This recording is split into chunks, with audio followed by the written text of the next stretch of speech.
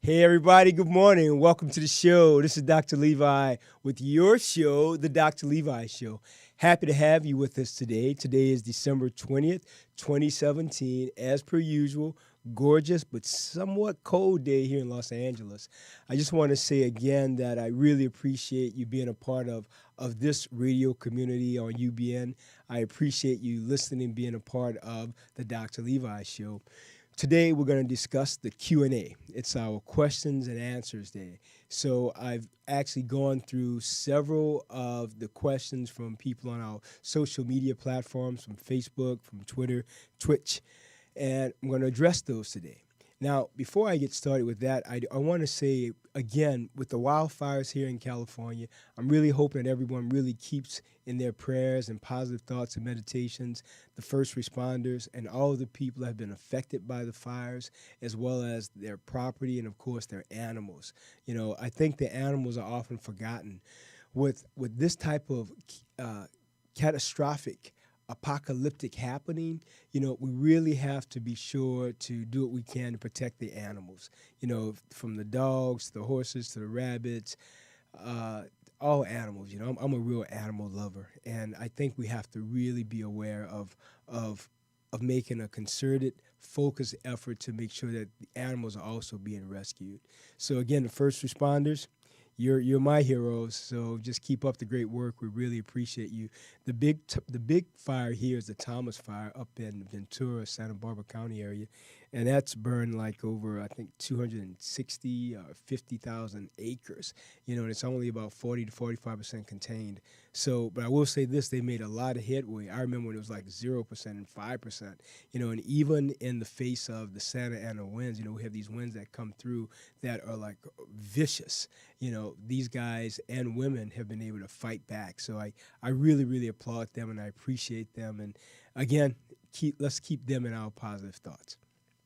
Now, today's show, again, I'll review some questions from our audience and from our social media, but I'll also want to give you a little medical moment. So our medical moment today is how to work out when you're doing housework, when you're cleaning your home. So if your home is as small as a matchbox or it's a huge mansion, wherever you live, guess what? We all have to clean our homes if we want them to be appropriate and correct. So I want to give you 5 specific things that you can do when you're cleaning your home that will help you. So number 1, when you start to dust, you can play this game with yourself. When you're dusting off a table, every time you dust off something, you're going to do 5 squats. Real easy. You're going to dust, you're going to do 5 squats. Then when you go to the next table, you do 2 end tables, you're going to wipe that down, you're going to do 5 squats. When you get to that center table in front of the couch, you're going to clean it off, you're going to do 5 squats. So think about it. If you're going through your home dusting, let's say you dust off, let's say 20 items. If you dust off 20 items and you're doing 5 squats per item, guess what? In that one day, that one cleaning session, you've done 100 squats. How phenomenal is that? 5 squats for everything that you dust, everything. Just make it a habit. The next thing I recommend, when you're cleaning out your refrigerator, and we all have to do that, me included. So when you start cleaning out the refrigerator, you tell yourself, okay, let's see how many minutes it takes me to clean the refrigerator. So you start the clock. And if it takes you 20 minutes to clean the refrigerator, well, guess what? You're going to do 5 push-ups for every minute that it took you to clean the refrigerator. So I know, don't start crying. Don't look at me like that, funny in the camera. I see you. That means 100 push-ups. And to think about it, you don't have to do them all at one time. You can do 10 in the morning, 10 later in the afternoon, 10 further during the day, you know, until you get to 100. But you want to do that 100 for the day. Now, if you're mopping, this is really a great one. If you're mopping, when you're mopping, you can lunge. You can do alternating lunges on each side. So you put your right leg is forward, then you do a lunge, drop your back knee, then you push the mop, and then you drop your left knee and then drop the back. So you can do that. You can do alternating lunges while you're mopping. Really, really easy. So if you're mopping from as my mother would say, always mop from the front of the house to the back of the house. I don't know why that matters, but she would always say that. So if you're doing that, then as you're mopping, you do do squats along the way. Really, really easy, not difficult at all. Now, when you're cleaning out the cabinetry, so if you're cleaning, if after you've washed dishes, for example, and now you want to clean out the cabinets, take out all the bad stuff that's old, that's dated, that has bugs in them and beetles and flies and maggots and all that craziness, you know, myself included. Trust me, I threw out some gluten-free flour the other day. This is really funny. So I'm in the kitchen and I see this little thing buzz by, so I swat it away. Then about as I'm sitting there writing, a few minutes later, I see another one. And then within like 10 minutes, they're like swarming. So I look around and finally I get to the cabinet, which is right behind me. And as I open the cabinet, it is like Bug City Central. And it was some flour it was gluten-free. I think it's called Cup for Cup, if I'm not mistaken. And I had it for quite a while. And it was just loaded with critters. So it was like, okay, Levi, get them out, get them out, get them out, get them out. So that's what I did. I started cleaning out. I was cleaning out bugs full of flour. It was craziness in there. It took me about an hour. And so to discipline myself for it, this is ridiculous. I said, okay, now what do you do now that you did that? So for myself, believe it or not, I said, okay, you're going to do burpees. So I did 50 burpees for that for myself. I thought, you know what? You did that. You're going to do 50 burpees. So after I finished, I brought everything downstairs. I came back up, pulled out my I have a exercise mat that I use that's really well cushioned, and I just started doing my burpees. I did 50 burpees. And then after I finished, I saw one of my neighbors. I went downstairs to go for a run. I saw one of my neighbors, and she said, hey, Doc Levi, how you doing? You look a little tired. I said, well, I am. She said, from what? I said, it's a long story about bugs and flour. And she said, I want to hear that. But I just kept running. I just didn't even get back to her about that. So trust me, I'll see. Hey, Tiffany, if you're watching today, hello to you. So I'll tell you about the bugs and the flour, but now you know about it. So that's why. And then I went for my 5-mile run. I got to keep these love handles away. As much as I want love, I don't want the handles with it. So that's my story about clean out the cabinetry. So I want to say when you clean out your cabinets, think about doing maybe a burpee every 2 minutes. And a burpee, I tell you, unlike a push-up or a pull-up, which people can sort of breeze by, a burpee is a righteous exercise. There's no easy burpee.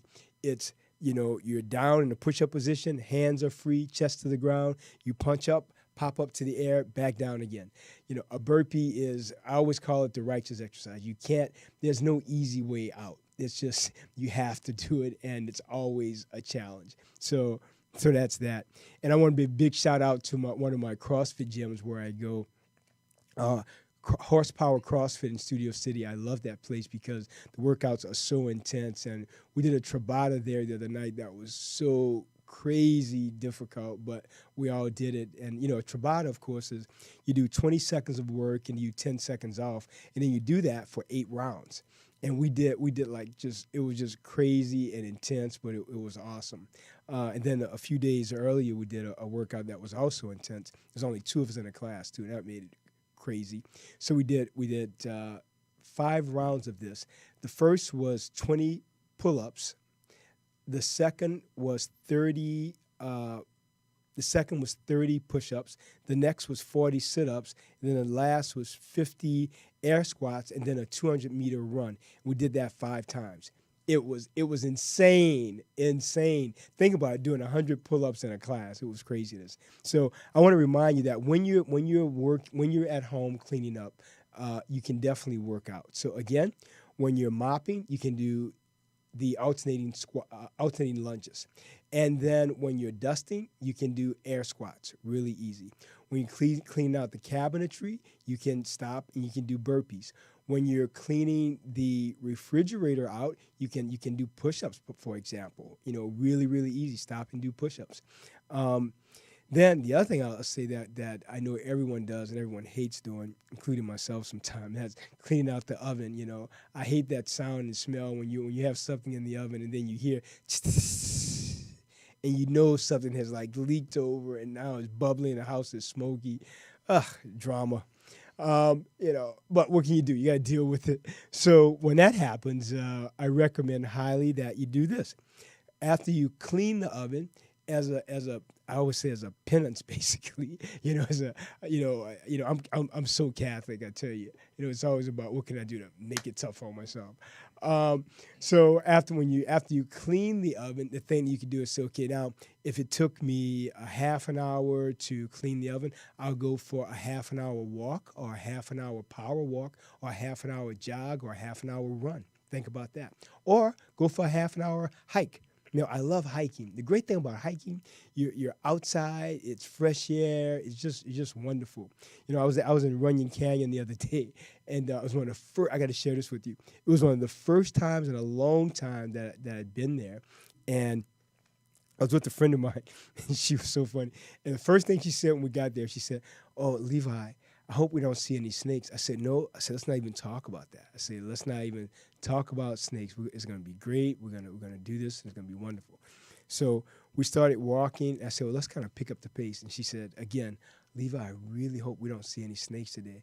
So finally I said, "You know what? Could you please stop that? That is not a good idea to even talk about that." So literally after about 5 minutes of hiking, five, not one, not two, 5 minutes of hiking, in the bushes, we hear, and so I look over and I say, "Stop."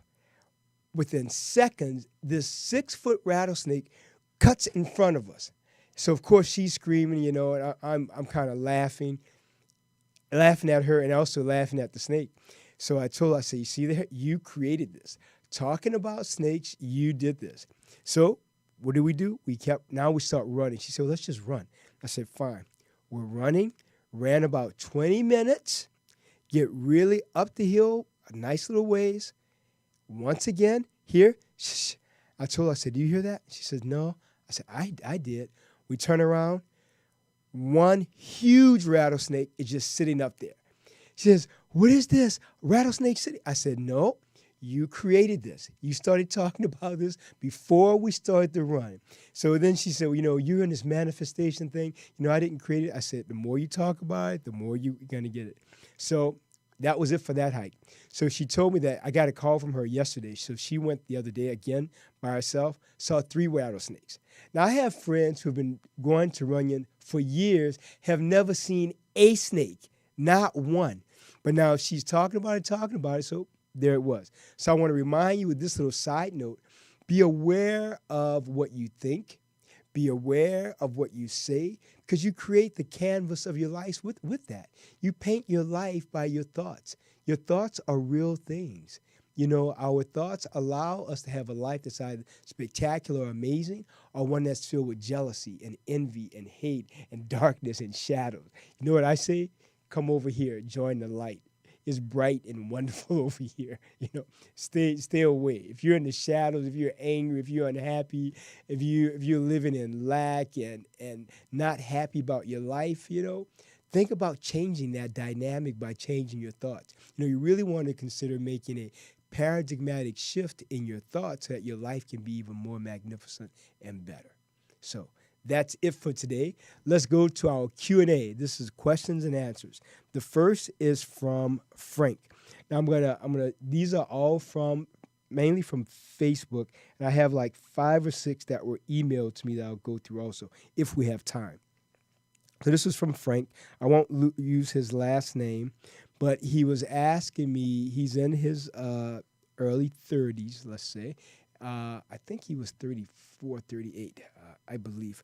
But Frank has said that he plays a lot of games, and now he's having twitching of his thumb. He says thumb twitches involuntarily. So let's talk about that. Often that's associated with something called a vibration injury. Vibration injury we see often in medicine, especially in hand surgery, and I'm a hand surgeon, and in individuals that use power tools, for example, a jackhammer, a power saw, a saw blade that has a lot of wobble in it, a lot of vibration in it, things like that. So gamers, I see it in gamers who have vibration injury to their hands because think about it, they have like a joystick or even a controller, using your thumbs to click, click, click, click, click, using your thumb on the controllers. All of these things can actually cause vibration injury to your thumb. Now, the issue is, and I get asked this all the time from gamers and from the esports athletes, well, what do we do about it? The only thing that I've seen to help vibration injury, the only thing, it's one of the few times I'll say this, is rest. I've also had some patients that had some success with acupuncture, but besides those two things, rest and acupuncture, I haven't seen anything else that helps that a lot. Now, I do have some exercise that I've shown before, and I'd say about 60% of the gamers say that these exercises help them a lot, and about the rest say it helps them sometime. So, and those are some of the shaking exercise that you can do, the stretch and hold exercises. You hold for 30 seconds. Your thumbs are over like this, hold. Fingers are down, hold for 30 seconds. Wrist down, elbow straight, hold for 30 seconds. Your palms are straight ahead, hold for 30 seconds.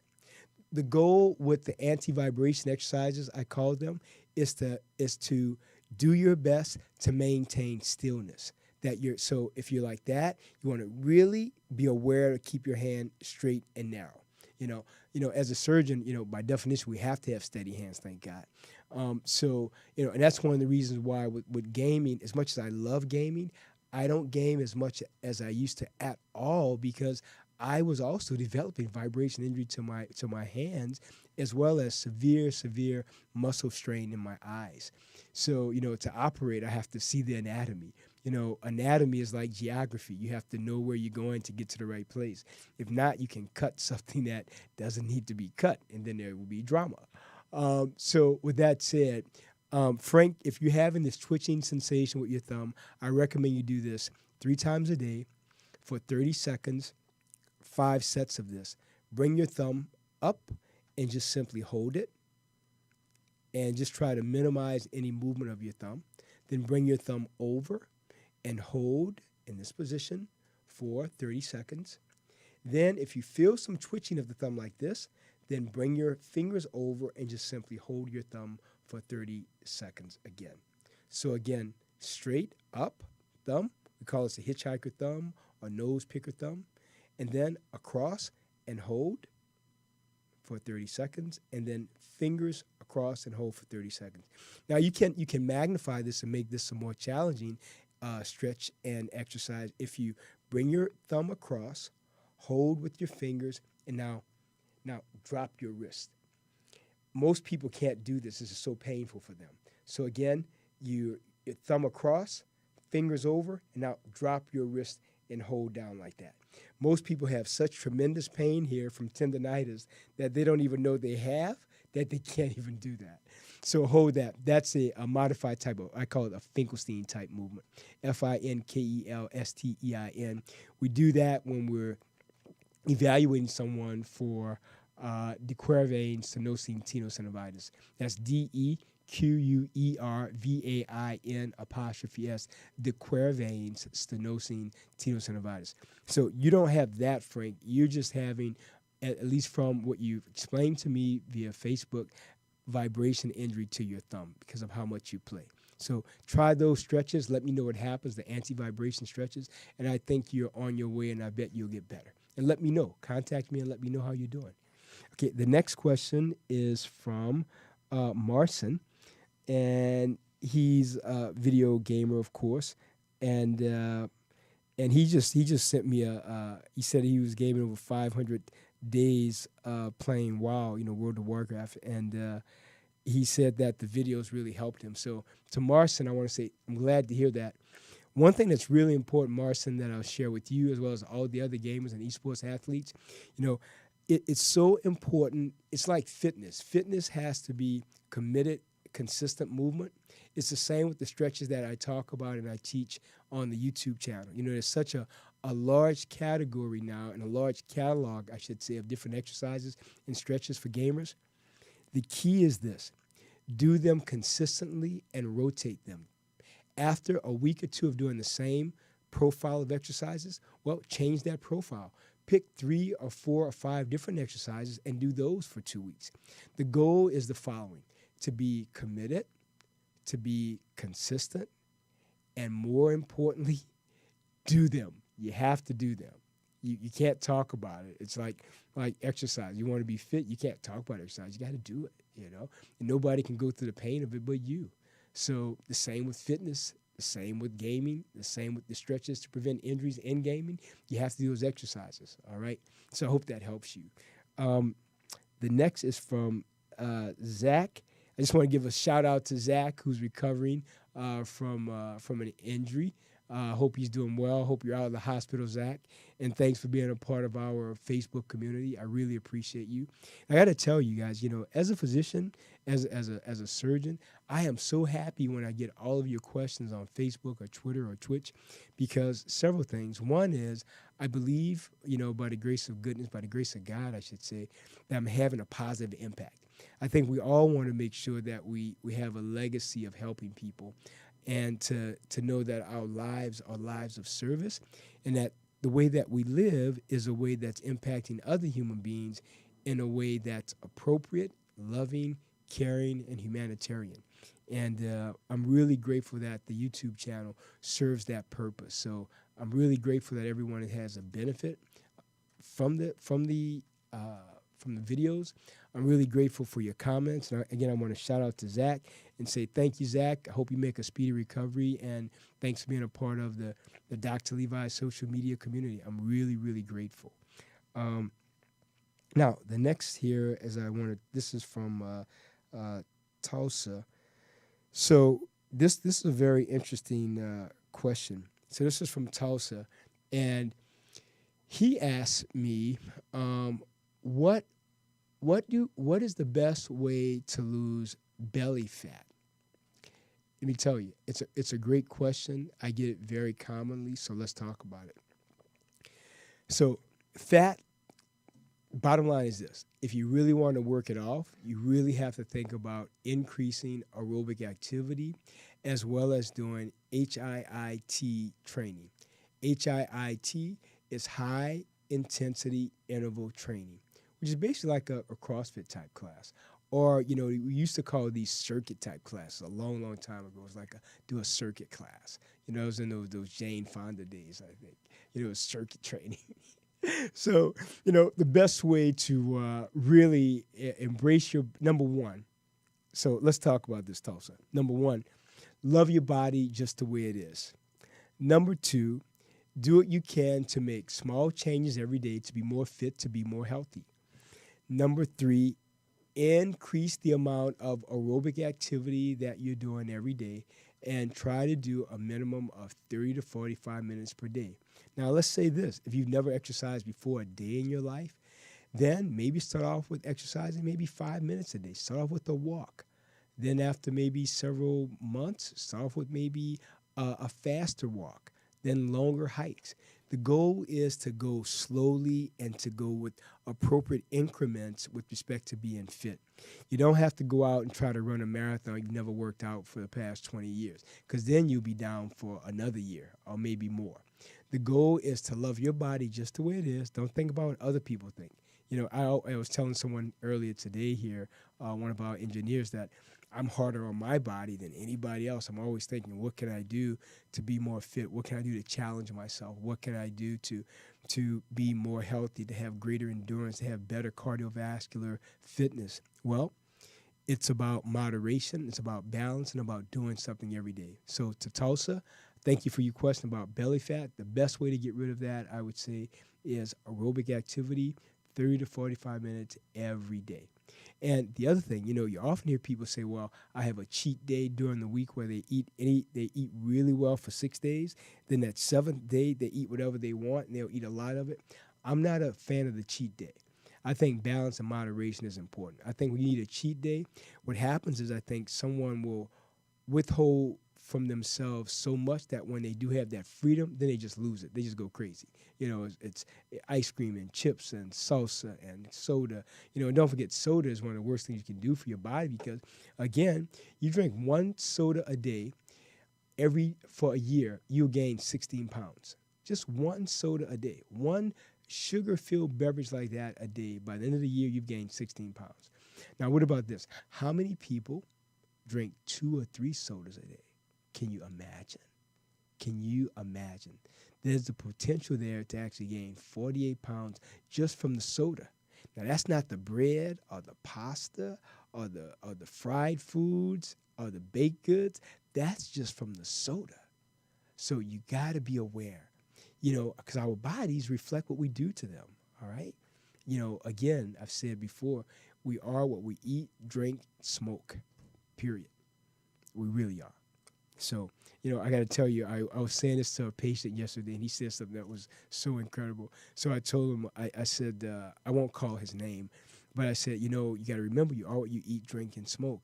He said, and vape too, right? I said, well, I guess you could add that on there too. Yeah, vape also. So then I told him, I said, you want to try not to vape though, please? He said, well, I just vape a little bit. I said, I know, but you want to try to not vape. He said, well, what about just I do it only 4 or 5 times a day? I said, I get it, what you're saying. I said, I'm not going to say it's okay to vape. No, you want to not vape. We don't see any good in vaping, period. So I want to share that with you. Vaping, put that on the back burner of things to not do also. All right, so Tulsa, I hope that helped you. The next one is Calcenia, Calcenia. I want to thank you for your kind words. I'm glad that the videos are helping you. You left some really nice words like Marson. So I really appreciate you guys giving me feedback about the videos, about what you see, about what you think the work that I'm doing is having with respect to an impact on your lives. I'm really grateful for that. But more importantly, I'm grateful that, the channel is really about what can we do to prevent injuries in this ever-expanding competitive gaming universe. What can we do? Well, all the videos are really focused on helping the gaming esports community. That's it. So I want to thank you, Calcenia, for your really kind words. I'm very grateful. All right. Next was from Cuba. And it might be Cuba too. It's Kuba. So the question was about dequervains. So let's talk about dequervains. I talked about it briefly earlier. So dequervains is the following. It's tendonitis of 2 specific tendons that cross the wrist, the abductor pollicis longus tendon and the extensor pollicis brevis tendon. And there's a sheath that covers them, and the abductor pollicis longus tendon can have multiple individual sheaths that can also be inflamed and very tight. So for that, the first thing for dequervains, stenosing tenosynovitis, and this is for you, Kuba, Kuba. Thank you again for interacting with me on Facebook. The first thing we do is to rest the wrist. So if you're gaming, let's say 8 hours a day, maybe game to no more than 2 to 3 hours per day. Secondly, you can buy a splint. It's called a thumb spica. Spica is spelled S-P-I-C-A, a thumb spica splint. And the thumb spica splint you can wear throughout the day, especially wear it at night when you're sleeping. All right. The third thing is consider an anti-inflammatory medication that you're not allergic to, but of course talk to your doctor to see what she or he says about taking that. All right. And the next thing you can consider, of course, that I love would be physical therapy. Physical therapy at least 2 or 3 times a week for a quantity of maybe 4 to 6 weeks. Another thing that you can have in your armamentarium to help you would be to have acupuncture. Acupuncture I've also found in my practice to be very beneficial for individuals with dequervains, stenosing tenosynovitis. And then if all of those things fail, rest, splinting, medication, physical therapy, acupuncture, if none of those things help, then the next thing we can talk about would be an injection to your wrist. We can do an injection to the first dorsal compartment with a steroid, a light steroid. Now, I shouldn't say it's a light steroid; it's a powerful steroid. Many people use different ones. I use Kenalog in my practice.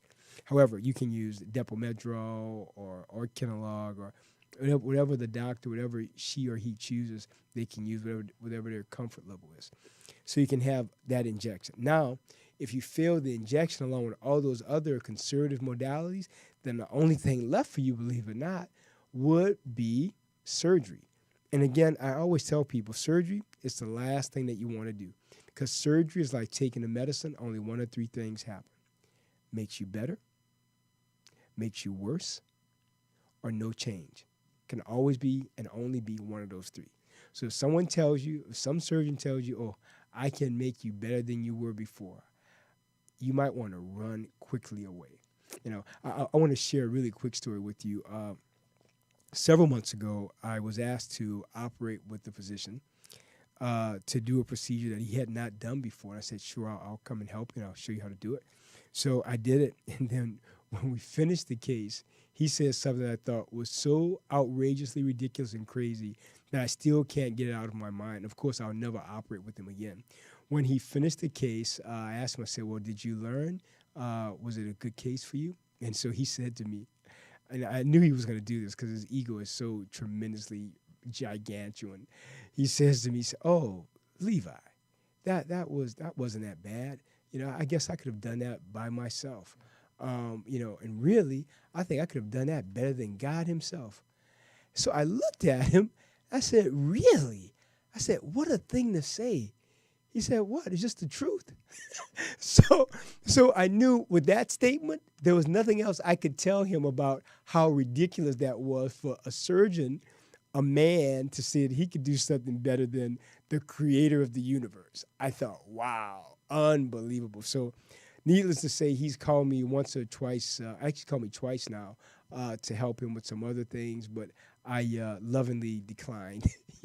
I don't want to be in that room when the lightning and the locusts and the blood starts. I don't want to be around that guy.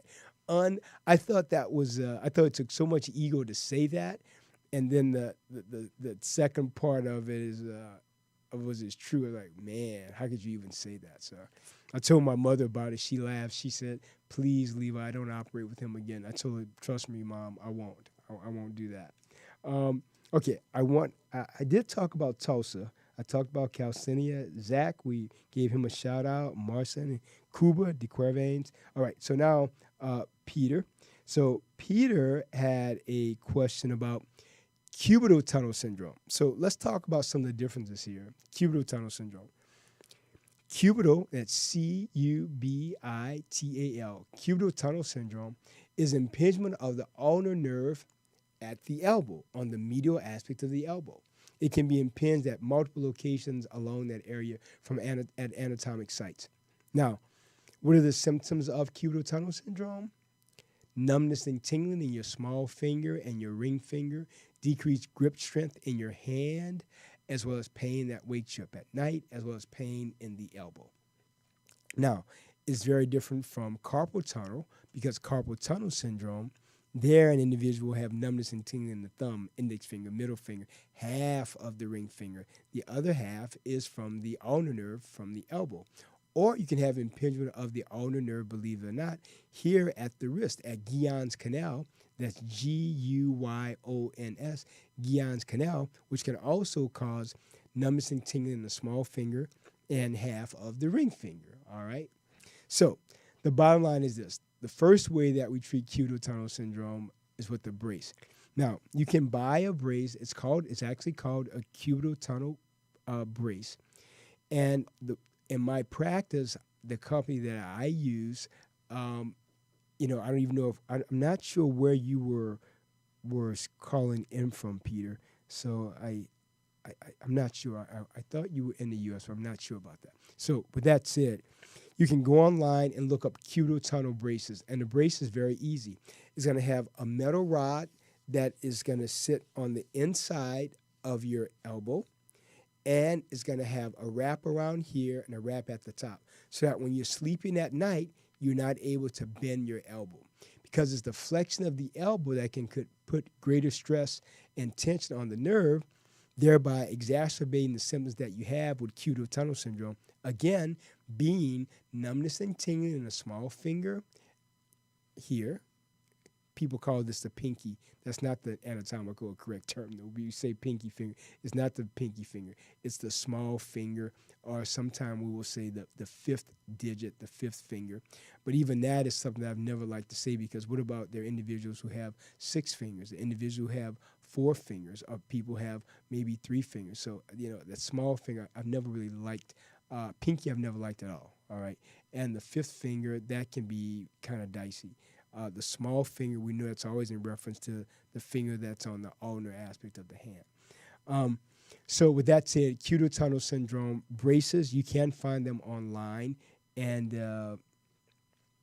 and I think if you wear those at night, then it should be beneficial. The goal is you wear them only at night. I'm not a fan of wearing things during the day because it makes you use that extremity less, therefore it can cause atrophy of that extremity. Or it can actually, what I found, people who wear the splints during the day, because they want them during the day, they will take them off during the night because they're just fed up with wearing them during the day, which totally makes sense to me. I get it. I totally get that. Um, Now, I wanna take two things that I had via uh, email that I thought was interesting. So, and this was someone who did not want to be identified, and I told him I would honor that, of course.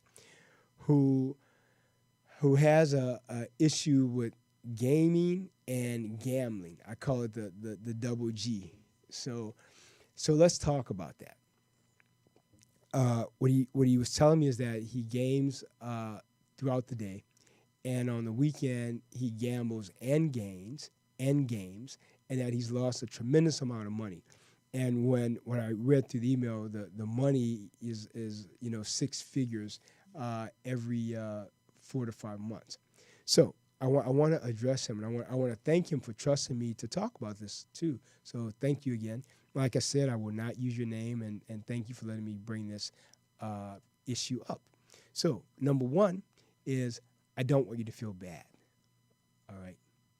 I don't want you to, number two, I don't want you to feel judged. And number three, I don't want you to feel unhappy about yourself. All right? Because I think that's how people can dig themselves into a very deep black hole of depression and stress and feeling less than and unhappy. I want you to know that, hey, everybody's dealing with stuff. Even the things that they don't talk about, no one has a life that's perfect because we grow from the imperfections that we go through in life. It's the challenges that make us better people. And you just have a challenge, and that's okay. So, number one, I like you to think about reaching out to, that, like there's Alcoholics Anonymous, there's Gambling Anonymous. We can actually call the helpline and reach out to them. They can give you insights about where you can go to be in a group setting, a protected, safe zone where no one's judging anyone, to talk about addictions, specifically your not gaming, but your gambling addiction. Now, you also asked about gaming and can gaming be an addiction? So, yes, it can be. I can talk to you about that firsthand. Yes, it can be. Why? Because one, it's so much fun, and two, because it really takes us out of the daily grind of our regular world, and it puts us in a whole different universe that's fun and interactive and colorful and beautiful. Even though a lot of games, a lot of video games, you're killing people, you're taking people out, gangster style. So yes, that it's not that. I got to think about saying this because I love gaming so much. So I'm trying to say it without, I guess, incriminating my own self, but I guess I should be incriminated too.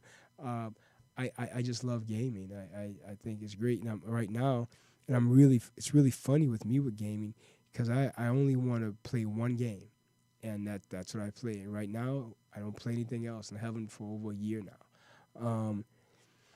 So I want to say I think the Gambling Anonymous would help you, and I think what we're going to try to find is like a 1-800 number, and if we find that, we're going to have that on my website, and I'll have that up.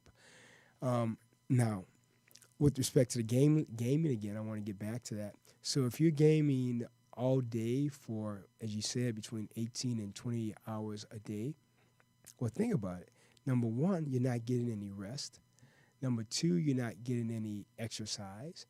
Number three, I'm not sure how well you're eating if you're just in your room at your gaming station, okay? And then number four, what are you doing for work? You know, what are you doing for the other part of your life? Sustaining your life. Um, as you said, you said in your email that your mom and dad take care of everything, and and you're living off of a fund that's been set up for you. But then you have to think about this: what are you doing constructively to help humanity? Okay, and I don't say it in a way of judging you, but I want you to think about it. Think about if you're instead of gaming 18 or 20 hours a day, what about if you were gaming 8 or 10 hours a day and then doing maybe 5 hours of community service? Or what about going back to college, like you said you really want to do, but you feel like you can't? Well, I believe in you. I believe in you. I think you can go back to college. I think you can do it. If you can game, it takes a lot of intelligence to game. So, because the first instrument for a gamer, the first instrument is this for us. It's our brain. The body, well, what controls the body? The brain. So I want to share that with you. I want you to not feel badly about gaming so much, not feel badly about the gambling addiction. What I want you to do is to get some help. All right. Know that I'm here to help you. You can call my office. I'll give you that number. The number again is 818-240-8001. 818-240-8001. As I told you in the personalized email, I will help you. I will stand with you. I will help you to get some. I will help you to get help. All right. Now, why I'm doing that? Because helping you reminds me to be a better person. Helping you reminds me that I see myself in you. We all see ourselves in other people because no one's better than anyone else. We're only reflections of other people. The good, the bad, the shadow, the light, the darkness, we're all reflections of each other. So I think it's so incumbent upon us to always help other people because we help and learn from that experience. No one's better than no one else. As a physician, the physician is no better than the dog walker, the maintenance gentleman or maintenance lady, the housekeeper. It's simply a job of service, period. Nothing else. Nothing but service. Why I say that? Because I can be the doctor today, patient tomorrow. You see, the universe is very funny. The universe has lessons for everyone to learn. So I never want to ride a horse really high, like the doctor I was telling you about who said that he could operate better than God. Every time I think about that statement, it just really just blows me away. That's the ego there. I think we all have to do what we can to maintain a healthy ego, but you have to put that ego in a box. If not, that thing can grow, Trumpian style. You have to really watch it. You have to really be careful. And I think when we control our egos, we can better control our lives. Now, with that said, with yourself, with the email that I had from the gentleman who games and gambles, again, no guilt, number one, no self-judgment. Now you have to do the work. Often people with severe addiction, we find in medicine, they often won't get the help until they're at the bottom of the barrel. When they have hit rock bottom, nobody's there but them. They have to just look at themselves in the face. It's like, okay, they get it, then they get help. I don't want you to go there. I want to help you now. So you have I left on the email my cell phone. I've given out today my office number, 818-240-8001. I will help you. I'll put the numbers up for Gambling Anonymous to help you with that. I'll do what I can to get you healthy.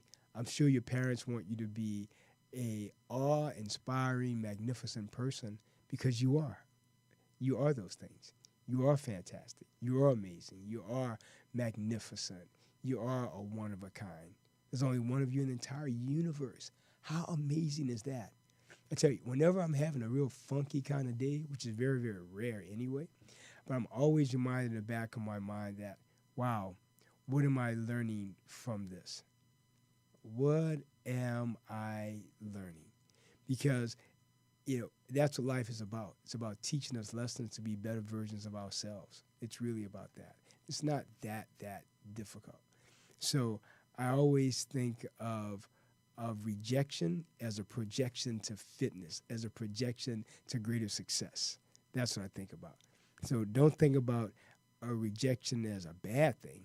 You know, when someone rejects you, doesn't want to be bothered with you, or doesn't want to be with you, you know, think about that as a gift. They're gifting you. They're gifting you with two gifts. So the first gift, they're gifting you with time to be by yourself and love and enjoy yourself. Secondly, they're gifting you with an open space now for someone else to come in and fill that space to bring more love, more care, more intellect, more discourse, more goodness, I should say, more happiness, you know, less discord. That's what I want to say, less discord. So, you know, lots to think about there. Well, we went through a lot today. To my gambling and gaming friend out there, I hope I can help you, and I believe in you, and I don't want you to think about, you said I could talk about it a little bit, so I will. So I don't want you to think about suicide anymore. You know, I sent you the suicide prevention hotline numbers yesterday, and I'm in your corner, and I want you to be here. I want you to be here. The next time you come to L.A., I want to take you and your mom and your dad out to dinner and talk about how great that you're doing. I want to talk about how wonderful your life is. I want to talk about how well you're gaming. Then I want to play you so I can beat you down. That's what I want to do. I'm pretty competitive. So I want you to think about that. I want you to be here. You're meant to be here. And the world is waiting for all the wonderful, amazing gifts that you're here to bring forth. You're not by mistake. You're here by design. And you're here by, you ready for this? You're here by divine design. How amazing is that? So I have to share that with you. So please, please, please don't think about that. I want you to get the help. And you said that you would, and I believe in you, and we'll go from there. Well, I want to thank everyone for being with us with this quick Q&A. I tried to get through most of the questions. I actually got through most of the Facebook questions. Some of my emails I did not get through, but guess what? I'll go through them next time. And let me know, guys, what you think about more questions that you want me to address. You know, send them out, and I will do that. And keep me in your thoughts and positive prayers also. I appreciate them. So I want to wish everyone, as I'm thinking about it, last day of Hanukkah was yesterday, so I hope everyone had a great Hanukkah. And I want to wish everyone a happy, happy Merry Christmas and a happy Kwanzaa and any other celebration that you celebrate that I didn't mention. I wish you a happy one of those too. So thanks a lot, everybody. It's Dr. Levi. Join me on all my social media platforms. I want to thank our owner and engineer here, T.S. Tony Sweet. So that's it, everybody. I really appreciate you. Have a great, great Christmas. And remember, do something kind for someone and don't expect anything back, be it a hug or a smile, but do something kind for someone. If they say thank you, awesome. If they don't say thank you, that's okay too. Because remember, if you have no expectations of anyone, then you're never disappointed. All right? Have a great Christmas, everyone. Give more than you receive. That's important. Take care. Bye.